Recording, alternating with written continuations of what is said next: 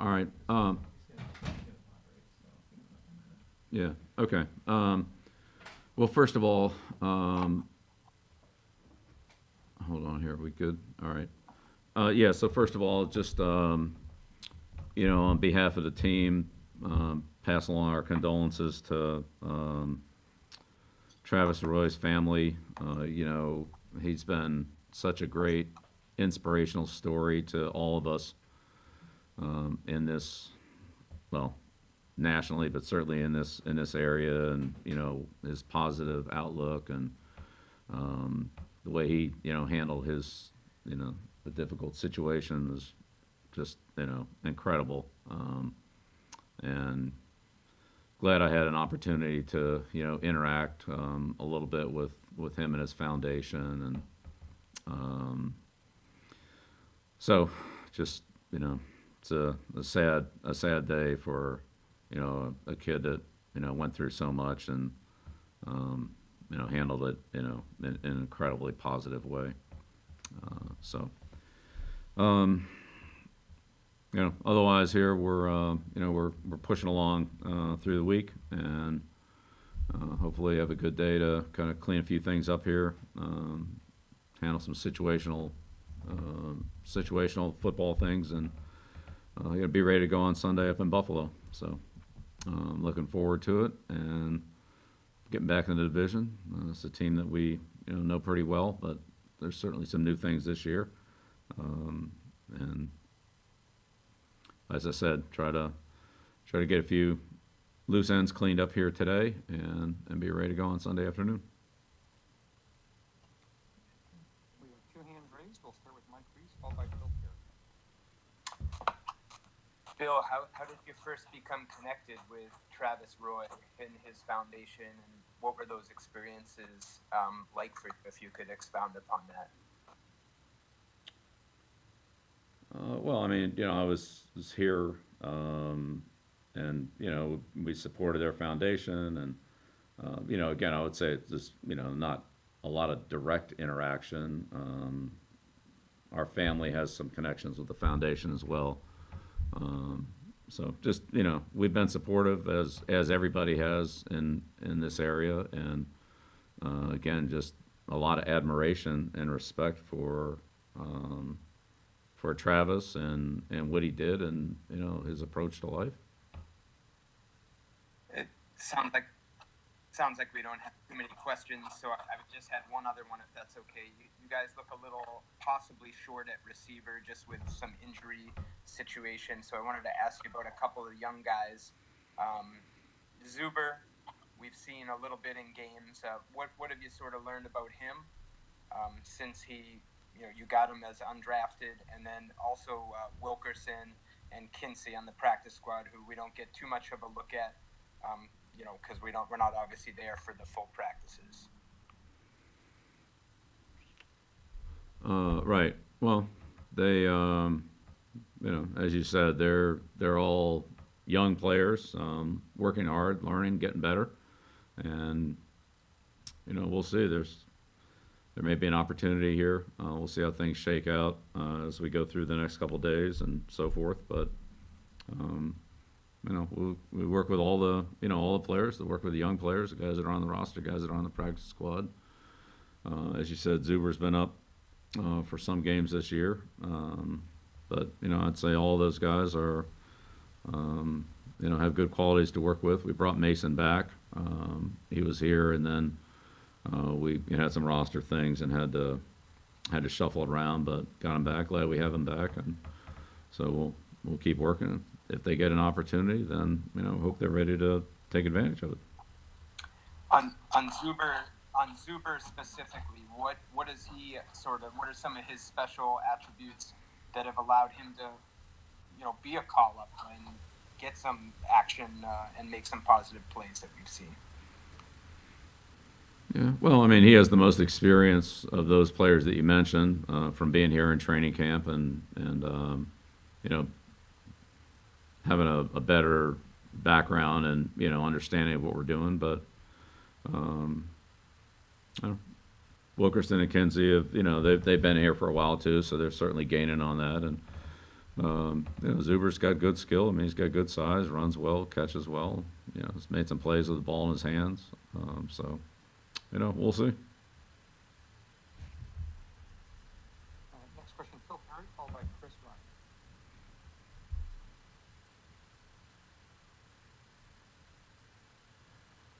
Phil, I think you're muted.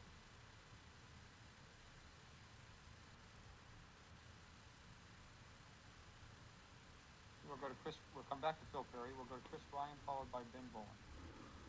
Hey, Bill. Good morning. Hey, Chris. I had a question about Josh Allen, and what are you seeing from him in terms of decision making this year as compared to previous years? And how important is that aspect of maturity? I think Josh, like most young players, has gotten better every year. As you would expect, players go from year 1 to year 2 to year 3, and you see they have a better understanding of their system. They have a better understanding of defenses and what's going on the other side of the ball. They have a better understanding of matchups, what they can do and what they can't do, and so that experience is beneficial to every player. Certainly quarterbacks, but I mean you could say that about really every spot. So, he's improved in all those areas. Do you find that generally players come in, and obviously each position is different, but they have that playmaking ability, and you have to instill in them the decision-making piece and keeping things simple, or does it work at times in a vice versa fashion? Yeah, I think each player, especially at that position, I think each player is a little bit different, and not every quarterback looks at the game the same way. Sometimes it's what they've been taught. Sometimes it could be just their instinctiveness. So sometimes you can change that, or maybe alter its course a little bit based on your system and your thinking and so forth. But a lot of that for a quarterback that's the way they play quarterback. And so until you actually work with somebody, I really wouldn't be able to answer that question. But I do think that guys see the game differently, which is fine. It's not a problem. But what they look for, what they're trained to do, what their instincts tell them, what they're comfortable with, what they're not comfortable with, varies quite a bit from player to player. So I think as you work with a player, you learn that, you understand it, and you make some type of accommodations. If he's your starting quarterback, you make some type of accommodations to play to his strengths, or maybe try to work with him on things that you want done a little bit differently. But that's again very individualized. Thanks, Bill. You're welcome. Next question, Ben Bowen, followed by Phil Perry. Good morning, Bill. There were reports yesterday maybe that Julian Edelman had a recent procedure on his knee and is going to be out for a little bit. I guess, are you concerned about the offense without Julian Edelman, and do you have any sort of time frame for when he's going to be returning?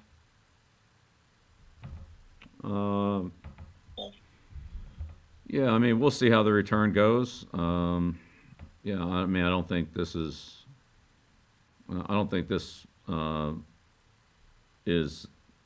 a season-ending situation, but we'll see. I'm not a doctor. We'll see how it goes here. Hopefully, he'll be back. I know he has worked awfully hard, and nobody's more competitive than Julian is. So he'll do everything he can to be back out there, and we'll just take it day by day and at the process, and see how it goes. So. Whatever opportunity that provides for somebody else, then whoever that provides it for, then hopefully that player can take advantage of that opportunity and be productive. So we'll just have to see how that goes. Is the hope that by getting it done now, potentially he could come back towards the end of the season and be full strength? Like, was it better to get it done sooner than later, something like that?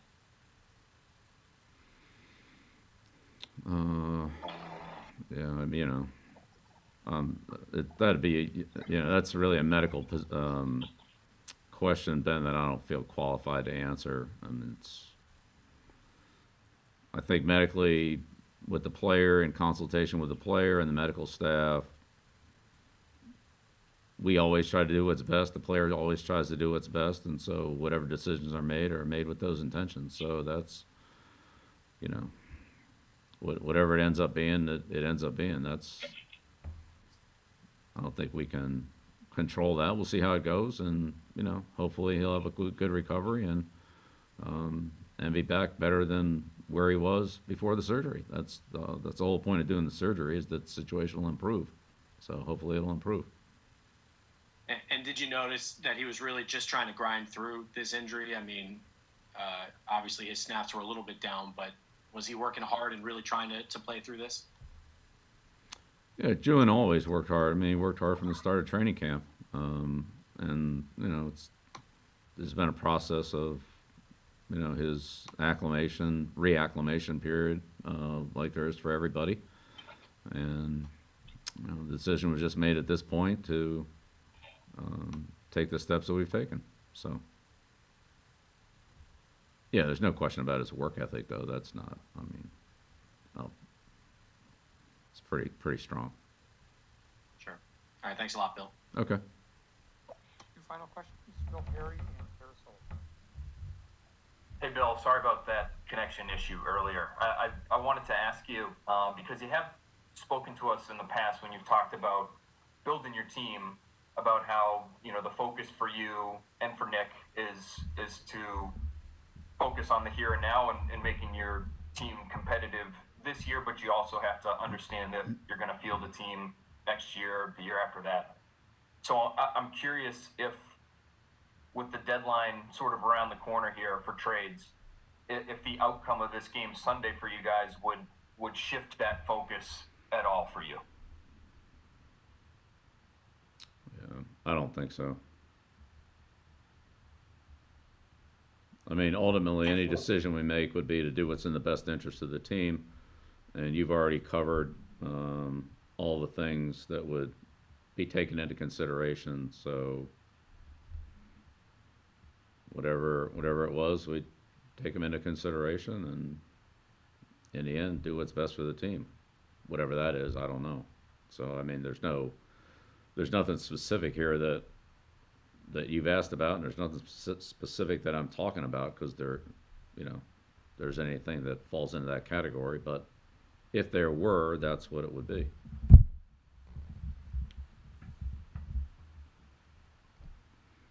Do you feel, you mentioned earlier this week that, Nick is sort of the one handling any conversations with other clubs right now. Do you feel as though you have sort of an approach in mind already, even though the deadline is 4 or 5 days away here, in terms of what you would like to do for your team? No, I really don't. If there's something to talk about, then we would talk about it. And if there's not something to talk about, then there's not something to talk about. So. And last question will be Tara Sullivan. Hi, Bill. Just in listening to Cam this week and yesterday, he spoke with us.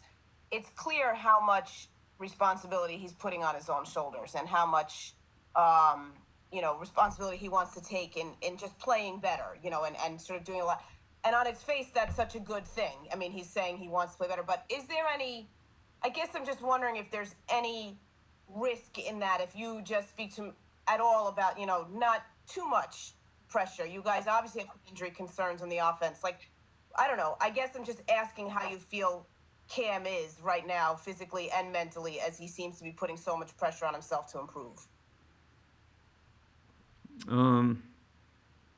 Yeah, I mean, look, I think that's a great question, but the answer, I think, is the same for all of us. I mean, we all put pressure on ourselves. We all want to do better. None of us are happy with the results that we've had recently, and we want to do something to change that. And so, individually, if each of us can do a little more, do a better job, be more productive, then, cumulatively, that's gonna, help our team. But somebody that wants to, improve and address an area that hasn't been as productive, or you want to be more productive than what it's been in the past, I think is a good thing. I mean, we're all doing that. I know the coaching staff is doing it. I'm doing it. And I know our players are doing it. And honestly, I think that's what we should be doing. So we should be trying to improve, put more into it, find a way to be more productive. I mean, that's our job. So I think Cam's definitely doing that, and hopefully we'll all be able to improve and have better results. If I could follow Phil's question, and I'm not being glib at all here, Bill, I think the question is, if you guys lose this weekend, are you automatic sellers at the trade deadline? I think that's what everybody's wondering, and kind of the talk radio fodder. And maybe it's not something you entertain, but that, I think, is the question.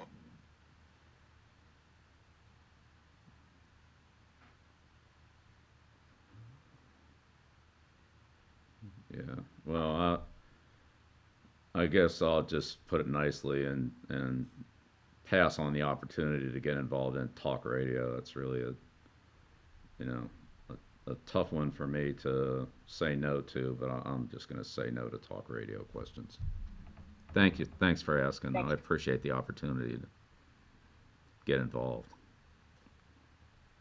Thank you, Coach. Thanks, everyone.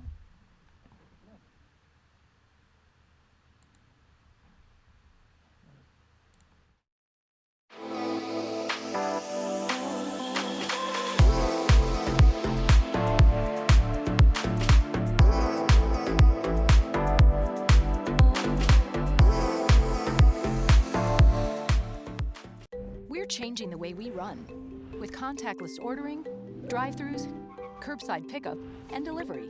So you can still get your favorites, and the only thing you have to touch is your phone. Order on the Dunkin' app. America runs on Dunkin'. In New England, we are resilient. It takes hard work to earn respect. Sometimes it takes decades.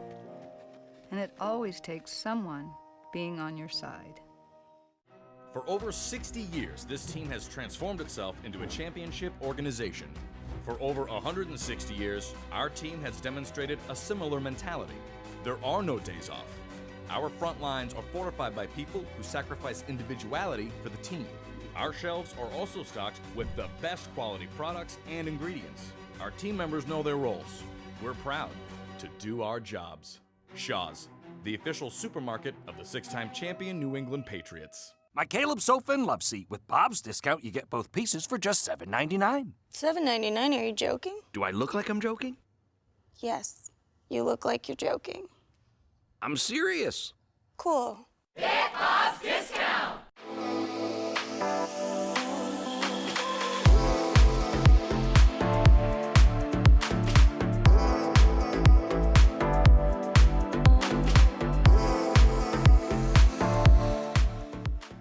We're changing the way we run with contactless ordering, drive-thrus, curbside pickup, and delivery.